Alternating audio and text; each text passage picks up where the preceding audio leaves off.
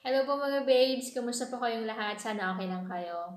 Ang pag-uusapan natin ngayon ay about dito sa Cyprus. Meron pong question si Miss Lucy Udkin. Nakuha ko po ito sa comment section. And ang tanong niya, sis, ask ko lang, pwede bang mag-stay out dyan? At kung sakaling pwede po, sagot ba ng employer ang titirahan? Yes, Sis Lucy. Thank you so much sa question mo. Yes, sagot nila.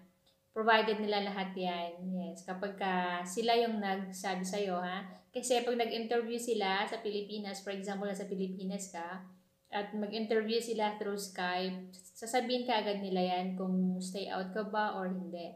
So, kapag stay out ka, sagot po nila yung bayad renta sa apartment, bayad sa tubig, sa kuryente, at sa food mo, at kung medyo malayo, sa transportation mo. So, sila po ang mag-shoulder niyan, sis. At kung ikaw naman yung mag-demand na mag-stay out ka kasi gusto nila stay in ka, 'di ba? So, kung gusto mo mag-demand na stay out ka, pwede ka naman makipag-share ng flat dito sa mga kababayan natin. Maraming mga kababayan natin dito na nagpa-flat sila, nag-share po sila mga 4, 5, 6, 7 sila sa isang flat. So, nag-share po sila sa bayad. From 400 to 700 yata yung mga apartment dito. So, di ba, hindi yan ganun kabigat kung mag-share po kayo. At, syempre, meron po akong friend dati sa Nicosia na kararating niya lang po dito sa Cyprus last year. At nag-message po siya sa akin na mabait daw yung amo niya, stay out daw siya. At walking distance lang daw yung apartment niya sa bahay ng amo niya. So, kapag kagabi, kapag uwi na siya, kumakain muna siya sa bahay ng amo niya. Pero meron po siyang weekly allowance worth 25 euro. O, diba? So, ayan. Ang galing. Lucky siya na meron siyang among ganon.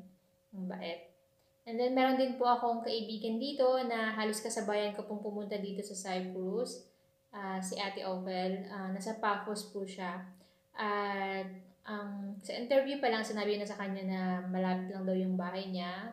I think 15 minutes yung paglalakad niya galing sa flat niya papunta sa bahay ng amo niya. So, di ba, okay na rin yun, as in, for exercise na rin. Di ba? So, meron, sa flat niya, meron po siya doon wifi, may lutuan din siya, may fridge, free siya, di ba? Maganda pag meron talagang flat na sarili. Mag-isa lang siya. Kasi si amo niya nga yung nagbabayad nun. At meron din akong friend dito na taga Iloilo, Ilongga siya. So, ang flat niya ay provided ng amo niya yon worth 700 yata. Pero malaki ha, up and down. Ang ginawa niya, may mga kababayan tayong nagde-day off tuwing Sunday, di ba? So, yung mga yon nag-share ng 20 euro. Meron din mga kaibigan ko na 10 euro lang yung mga share nila. Pero, yung nakilala ko, 20 euro yung binapa-share niya kasi nga medyo maganda yung flat. At least, diba, maganda yun kasi kikita siya. At saka, mapagpahingahan na rin ng mga kababayan natin kapag ka-day off natin. Yun. So, share ng 10 euro every month. Diba? Maganda na rin yun. And then, every Sunday, syempre nagluluto. Mag-share sila ng 2 euro, 3 euro para sa food na yun na lulutuin nila. Maganda, oo. Pero parang hindi ko yata bet na mag-stay out kapag ka ganun. Kasi di ba gusto mo magpahinga, hindi ka makapagpahinga kasi ka maingay, ganun. Pero kung gusto mo talaga yung masaya, syempre, maano ka rin, parang masasanay ka rin sa ganun. So, ayun, kung gusto mo ng stay out, pwede ka mag-demand sa amo mo. Pag-usapan yung mabuti, di ba? Pagkakasunduan naman yan kung gusto mo talagang mag-stay out. Pero provided dapat nila lahat, ha? Tubig, kuryente, pagkain mo, bayad sa rent, transportation kapag ka malayo. Pero yung mga nagpapa-stay out lang dito na employer guys ay yung mga medyo malapit, yung nasa sentro. Kasi halimbawa dito sa Limassol, ang sentro ay Molos.